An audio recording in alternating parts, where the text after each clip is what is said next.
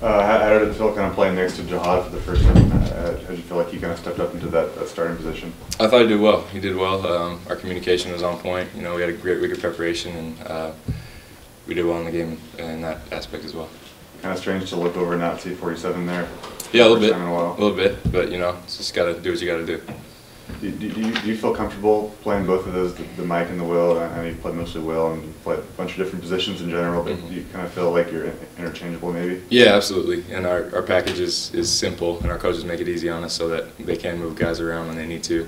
So I feel really comfortable in any spot. It was in a preparation with a quarterback of Sam Darnold's stature where he's able to really get the ball out quickly. What changes for you guys with someone like that? Nothing changes for us. We just play our defense. It's tailored for any team, any quarterback, any player. So we don't nitpick and tailor anything to a specific guy. We just do our thing.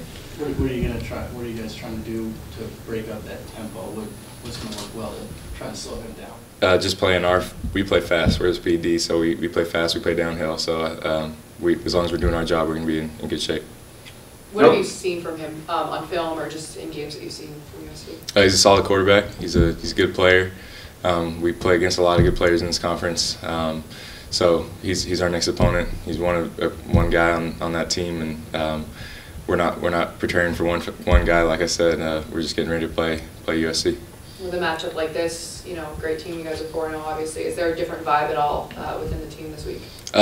Not really. You know, we approach each game. Each game is a big game. The next game is a big game. Obviously, the intensity ramps up a little bit when it's Pac-12 play, and but we already got one out of the way with Oregon State. But I'd say we approach each week with the same intensity. I was going to say, this game inherently has to be a little bit more exciting to play. I mean, you're 4-0, they're 4-0, they're 5th ranked, you're 16th ranked, and I know you don't care about rankings, but I mean, playing Friday night under the lights, what does this mean for you guys? And as a program, the eyes are going to be on you. Yeah, it's an exciting chance for us. It's an opportunity for us to go out and play our game and do our thing on a big stage, obviously. But that's not going to change anything about the way we prepare, the way our week's going to look, the way we go out on the field, how we warm up, how we play. We're just going to play our brand of football. What are your thoughts on playing on Friday night? I don't think you guys did that last year. I think you did it 2 years ago. Yeah, doesn't make a big difference. I mean, it's just a quick turnaround. That's all we got going yesterday, and going to keep it going this week. So a little bit of a quick turnaround. That's about it. You just got to keep preparing the same way we do every week. And what about those night games at Lynn Stadium? I know you got a couple out of the way, but already sold out. How exciting is it for you to know that you're going to be running out of that tunnel and that place is going to be absolutely rocking? It's awesome. There's nothing like it. Martin Stadium, sold out, under the lights. Those are the fun ones for sure. Would you say the Stanford game 2 years back on Halloween, was that the game that had the most passion from the fans? Can you go back to a home game where it was just bedlam? Like which game would it be? The most passion from the fans. I mean, yeah, that was an exciting game. It was a tough game all the way through. There was great energy in Martin Stadium. We always get it with these big night games, and like we were just talking about. But I don't really focus too much on the energy from the fans and everything. We try to keep it on what we can control on the field. But yeah, it's going to be exciting. Sold out this week, and excited to get out there and play. On a short week like this, what, if anything, for you has to change in how you prepare and get ready for a game of this magnitude? Not much. It's just everything's bumped back a day, so we gotta, or bumped up a day, I guess, and so we gotta just ramp things up a little bit quicker. Don't have quite the day to ease into things like we do on a regular week. Is USC is it tough to prepare for them in the sense that you haven't played them in a couple of years? You know, when you play Oregon State, Oregon, you kind of get a feel for them year in, year out, but there has been that gap. So is there a little bit of a learning curve and getting familiar with them once again? Not quite, because a lot of the things we see from them, we see from other teams as well. They're kind of a mix-up of a bunch of different packages and things like that. So from a preparation standpoint, it's a lot of what we've seen already, and so we just got to prepare like any other week. 40 guys on the team, at least from the state of California. Is there any chatter and at the end of practice or just in the locker room where it's like, hey, like playing against a a team that might have overlooked some guys? Yeah, I mean, we got a lot of guys from California, but I don't think that really changes too much. But it's exciting for them because they obviously some guys grew up around that area, and that's like the team that they grew up watching and stuff. But yeah, like you said, a lot of the guys on this team are overlooked by them, and kind of play with a chip on our shoulder in that sense. And we're excited to get out and play. Luke really got his first meaningful snaps for you guys 3 years ago in this game. But what do you kind of remember about that game? And it's kind of surreal to see that now, 3 years later, has 100 touchdowns, 12,000 passing yards, and see where he's come from that game 3 years ago. Yeah, it is. It's really cool to kind of see how he's grown throughout the years, and especially being a friend and a roommate of mine. But yeah, back then it was just kind of waiting for his turn, and it unfortunately came when Connor went down. But he stepped in, did his job, and now we are where we are. So it's exciting. What's it been like playing the first 5 weeks of the season at home and not leaving yet? It's cool. We like it. We like running into Martin Stadium as many times as we can. So doing it 5 times in a row is awesome. What's it going to take to contain Ronald Jones and Stephen Carr this week? Obviously, 2 productive running backs. Just playing downhill, playing our brand of football, every snap, and doing our job. Did anyone in particular on defense step up leadership-wise, or verbally, kind of what Peyton did for you guys this last week? Yeah, I've tried to myself kind of step in for him and be that leader. And we've had a number of guys, Robert Taylor on the back end, and guys like Daniel Aquale up front, starting to raise their voice a little bit more, and just kind of coming together and playing as a team.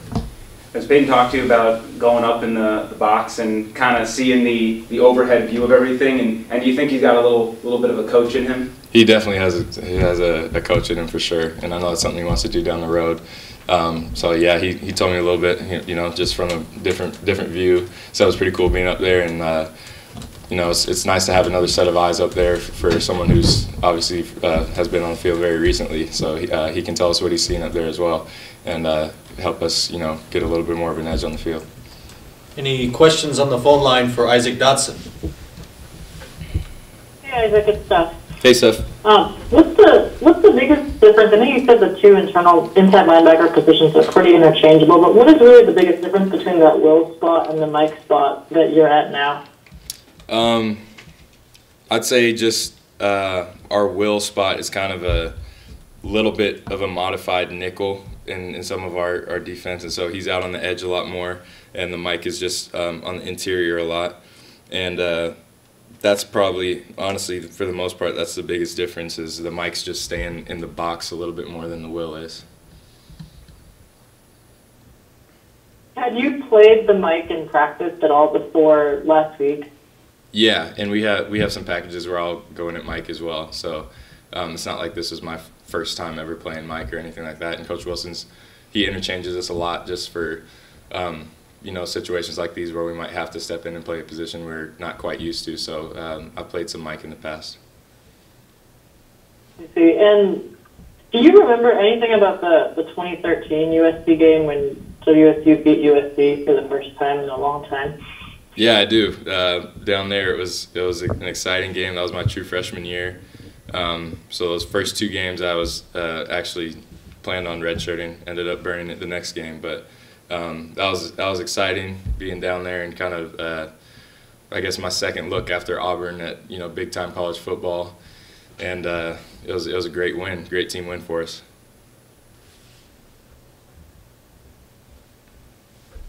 And finally, what do you think is making the pass rush work so well for this team through the first 4 games of the year? Can you repeat that? Sorry. Pass rush. Oh, pass rush. No. What do you think is making the pass rush work so much better through the first 4 games of this year than it did last season? I'd say just our speed off the ball and guys being confident in their assignments and knowing exactly what they have to do. And we obviously have a ton of talent up front with Herc and Namdi and all those guys. And they're quick, so they can get off the ball quick. And I think just being in the package for another year has given them that confidence and made them comfortable and helping them play fast. Thank you. Yep. Any other questions on the line for Isaac? Hey Isaac, this is Justin. How are you? Hey, I'm doing well. So, after 3 straight 3-and-outs, I heard Alex Grish say to you guys, that's 9 straight plays but no takeaways, I need the rock. How does he keep up that intensity, and how does he keep you guys fired up? Well, our whole thing is takeaways equal victory, so each snap for us is an opportunity to get the ball out, get an interception, get a fumble, force a fumble, you know, get the ball back, and that's our job as a defense. And so that's his thing.